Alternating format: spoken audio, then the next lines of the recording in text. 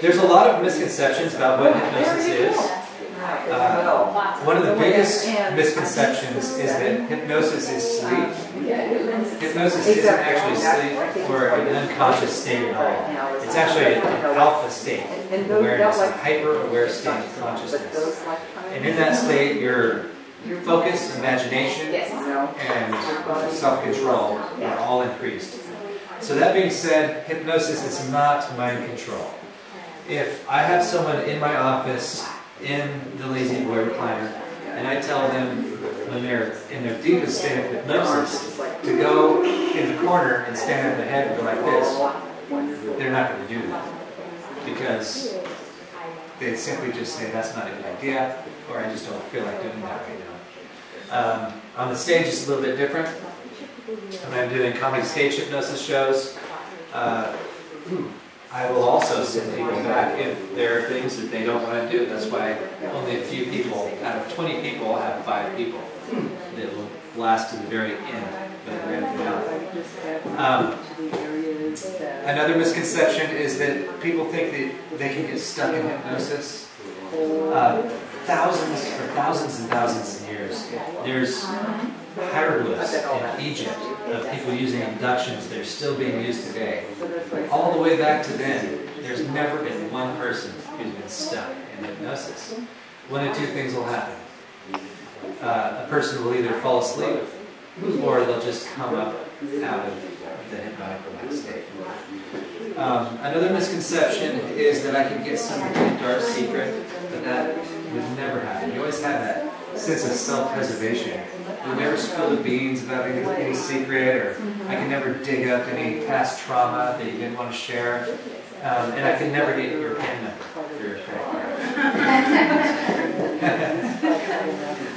I've also heard some people say that not everyone is hypnotizable. And that's not true at all. Everybody goes through hypnosis at least 7 times a day. Definitely 1 time a day.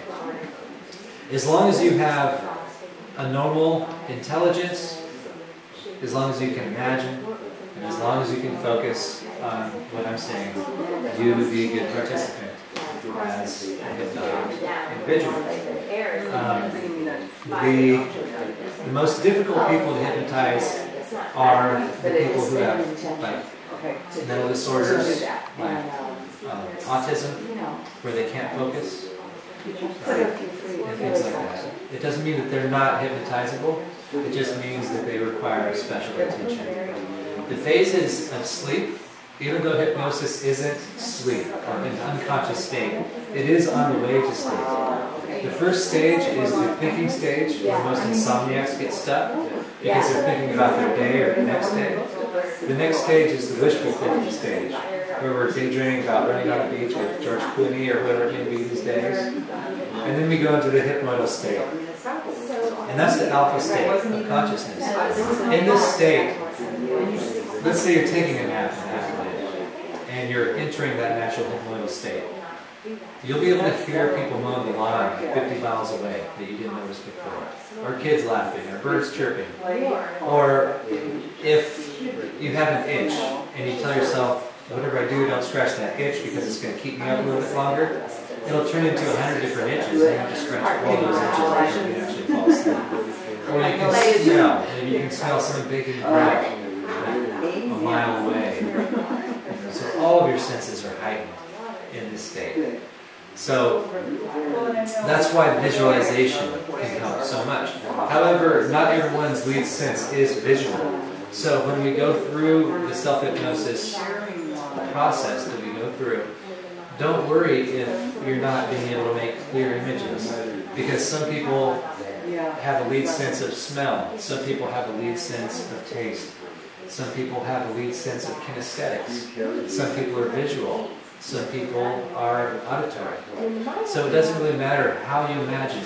All that matters is that you can imagine. So one common thing is that people will say, oh, well, I can't make images in my head. And then I'll be like, okay, well, can you imagine your bedroom, your living room? And then they'll be like, yes, I can. And other people, how are you imagining that? Well, I get a feeling of being there. I can imagine some of the voices that are there. I can actually see the couch, whatever it is. So it's important not to get hung up on those little things because we're all different. I don't believe that there's one right or wrong way to do it. I think all ways are right. I think the only wrong thing that could happen is by thinking that there is only one right way to do it. Maybe like a dentist saying, we only use mercury fillings in here because we know that those work the best. But we also know that porcelain fillings work also, if not better, right? Because then you're not getting the mercury poison. So by keeping those old ideas and thinking that this is the only right way to do it, we're actually limiting ourselves from progress. From birth, we have a clean slate. We only have two fears from birth. That's the fear of falling and the fear of loud noises. For some reason, my daughter didn't seem like she was afraid of falling. 12% of the mind is the conscious part of the mind. And this is where our logic and our reasoning ability is. And that's what guides our willpower. I know it looks like that's the frontal lobe of the brain up here, but it's not really. It's actually the cerebral cortex, which is this small, thin film that covers the brain. 88% is subconscious or unconscious. And this is where all of our habits and positive and negative subconscious nodes are. And all of our mundane activities, like tying our shoes, nodding our head when we're understanding, blinking, breathing, shaking someone's hand and putting their hand out. It's all unconscious stuff because we don't need to junk up our 12% of our mind with this.